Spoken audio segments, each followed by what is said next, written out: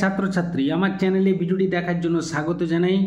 তোমরা যারা 2024 সালে ফার্স্ট সামেটিভ পরীক্ষা দেবে তাদের জন্য রায় মার্টিন প্রশ্নবিচিত্রা থেকে মডেল প্রশ্নপত্র 4 এবং 5-এর MCQ ও SAQ এর উত্তর নিয়ে আজকের ভিডিওতে হাজির হয়েছি। আশা করি ভিডিওটি শুরু থেকে শেষ পর্যন্ত মনোযোগ সহকারে দেখবে, তাতে অনেক উপকৃত হবে। তো চলো এবার শুরু করা যাক। প্রথম প্রশ্ন রয়েছে, একের দাগে ঠিক উত্তরটি নির্বাচন করো। 1 ইলিয়াসের বড় ছেলে কিভাবে মারা গেল? সঠিক উত্তর হবে ঘয়ের দাগে মারামারিতে পড়ে মারা গেল। পরবর্তী প্রশ্ন, 2 দাগে মোহাম্মদ স্যার বাড়িতে ইলিয়াস কাজ করত। সঠিক উত্তর হবে ভাড়াটে মজুরের মতো। পরবর্তী প্রশ্ন, 3 দাগে শকুন্তলাকে কোন মুনি অভিশাপ দিয়েছিলেন? সঠিক উত্তর হবে ঋষি দুর্বাসা।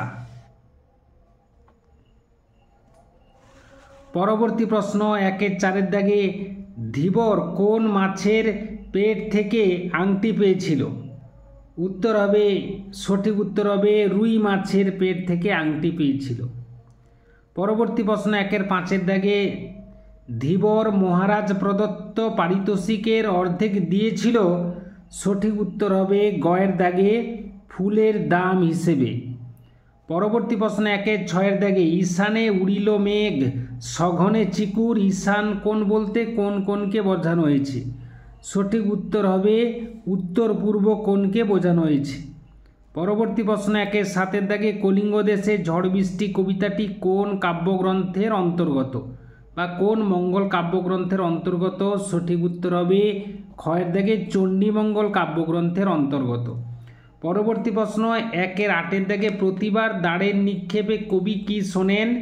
সঠিক উত্তর হবে প্রতিবার দাঁড়ের নিক্ষেপে কবি স্রোতের বিদ্রুপ শোনেন। পরবর্তী প্রশ্ন, 9 দাগে তাড়িত ব্যঞ্জনধ্বনি হলো তাড়িত ব্যঞ্জনধ্বনি কোনটি? সঠিক উত্তর হবে ডয় শূন্য অড় এবং ঢয় শূন্য অড় হসন্ত। 10 দাগে প্রশ্ন, বারাণসী > বেনারস এটি ধ্বনি পরিবর্তনের কোন নিয়ম কাজ করেছে? সঠিক উত্তর হবে গয়ের দাগে ধ্বনি বিপর্যাস। এরপরে আমরা জেনে নেব পরবর্তী SAQর প্রশ্ন। 2 দাগে প্রশ্ন রয়েছে, কম বেশি 15টি শব্দে নিচের প্রশ্নগুলির উত্তর দাও। তো আমরা জেনে নেব 1 দাগে বীর হনুমান চণ্ডীর আদেশ পেয়ে কী করেছিলেন?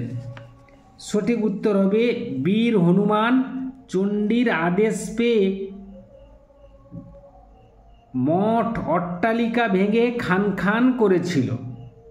পরবর্তী প্রশ্ন, 2 দাগে কি নিয়ে কবি সপ্তসিন্ধু পারে পাড়ি দিতে চান? উত্তর হবে তরি ভরা পণ্য নিয়ে কবি অজিত দত্ত সপ্তসিন্ধু পারে পাড়ি দিতে চান। পরবর্তী প্রশ্ন রয়েছে, না পাই দেখিতে কেহ কি দেখতে পায় না? উত্তর হবে ভয়ঙ্কর কালো মেঘে চারদিক ঢেকে গিয়ে প্রবল বৃষ্টিপাতের ফলে কেউ সূর্যরশ্মি দেখতে পাচ্ছিল না, অর্থাৎ রবির কিরণ দেখতে পাচ্ছিল না। পরবর্তী প্রশ্ন, 4 দাগে সুকুমারের জিভ শুকিয়ে যাচ্ছিল কেন? উত্তর হবে মাস্টার মশাই পুরনো পত্রিকার লেখাটির কথা উল্লেখ করায় অপ্রস্তুত সুকুমারের জিভ লজ্জায় ও আত্মগ্লানিতে শুকিয়ে যাচ্ছিল। পরবর্তী প্রশ্ন, 5 দাগে পড়ে আনন্দে আমার চোখে জল এলো। চোখে জল আসার কারণ কি? উত্তর হবে কথক সুকুমারের স্কুলের অঙ্কের মাস্টারমশাইকে নিয়ে তাঁরই ছাত্র সুকুমার পত্রিকায় গল্প লিখেছে, সেই কারণে মাস্টারমশাইয়ের চোখে জল আসে। পরবর্তী প্রশ্ন, 6 দাগে আংটিটি রাজার খুব প্রিয় ছিল একথা জানুকের মনে হয়েছিল কেন?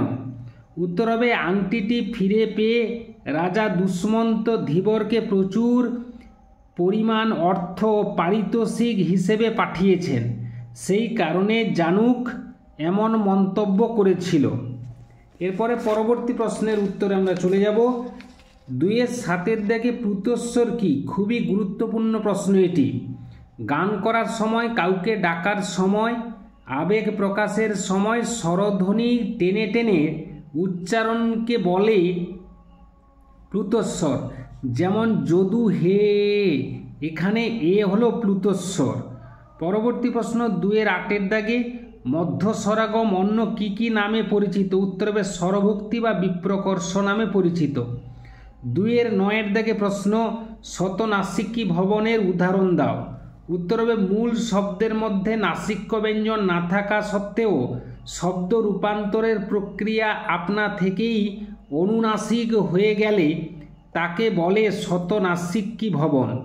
যেমন পেচক থেকে পেঁচা, পিপিলিকা থেকে পিঁপড়ে। তাহলে এখানে পেঁচা হলো শতনাসিকী ভবন আর পিঁপড়ে হলো শতনাসিকী ভবন। 2-এর 10-এর দাগে প্রশ্ন সমীভবন কত প্রকার ও কী কী? উত্তর হবে সমীভবন 3 প্রকার, যথা প্রগত সমীভবন, পরাগত সমীভবন এবং অনন্য সমীভবন। এরপর আমরা পরবর্তী মডেল স্কুলে চলে যাচ্ছি। 5-এর দাগে মডেল স্কুল, সেটি আমরা একে একে করে দেখে নেব। 1-এর দাগে ঠিক উত্তরটি বেছে নিয়ে লেখো যে কোনো 8টি। 1-এর 1 কলিঙ্গ দেশে ঝড় বৃষ্টি কাব্যাংশে একটানা কতদিন ঝড় বৃষ্টি চলেছিল?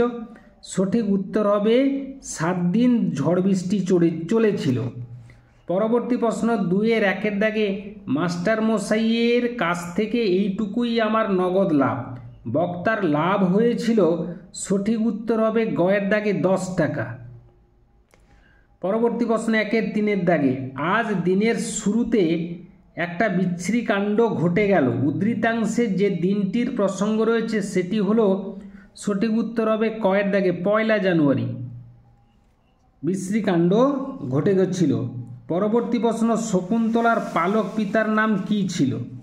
উত্তর হবে শকুন্তলার পালক পিতার নাম ছিল মহর্ষি কণ্ব। পরবর্তী প্রশ্ন 1-এর 5-এর দাগে ইলিয়াস ছিল একজন, উত্তর হবে বাস্কির। 1-এর 6-এর দাগে প্রশ্ন পদ্ম পদ্ম ধ্বনি পরিবর্তনের কোন রীতি এখানে কাজ করেছে? সঠিক উত্তর হবে কয়ের দাগে সমীভবন। পরবর্তী প্রশ্ন 1-এর 7-এর দাগে নগর কিসের প্রতীক? উত্তর হবে নগর হচ্ছে প্রতিবন্ধকতার প্রতীক।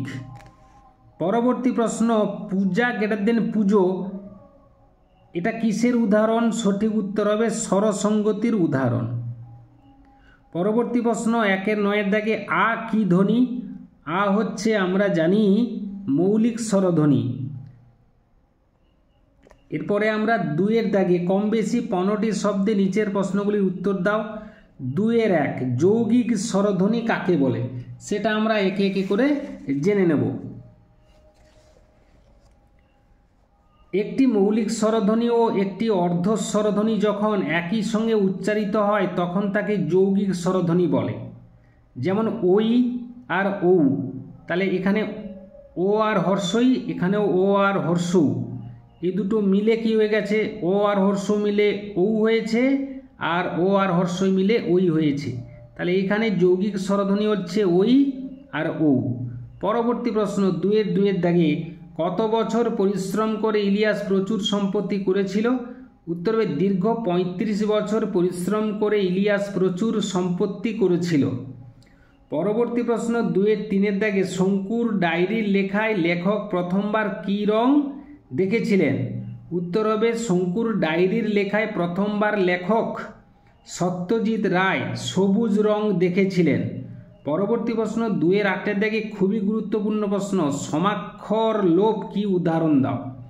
শব্দের মধ্যে কাছাকাছি বা পাশাপাশি একই ধ্বনি একাধিকবার থাকলে বা সমধ্বনি থাকলে সেগুলির কোনো একটি বা একাধিক ধ্বনি যদি লোপ পেয়ে যায় তাকেই সমাক্ষর লোপ বলে। যেমন ছোট কাকা ছোটকা, এখানে কাকার কয়াকার দুটো ছিল, তার মধ্যে কয়াকার দুটো ছিল, তার মধ্যে একটা কয়াকার লোপ পেয়েছে। মুখখানি থেকে মুখানি। পরবর্তী প্রশ্ন 2-এর 5-এর দাগে প্রজা দিল রড, রড শব্দের অর্থ কি? রড শব্দের অর্থ হলো দ্রুত গতিতে দৌড় বা পালানো।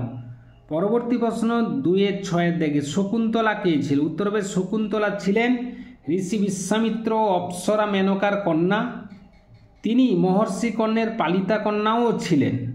পরবর্তী প্রশ্নে আমরা উত্তরে চলে যাব 2-7 দাগে মাস্টারমশাইয়ের মতে স্বর্গের দরজায় কি লেখা আছে?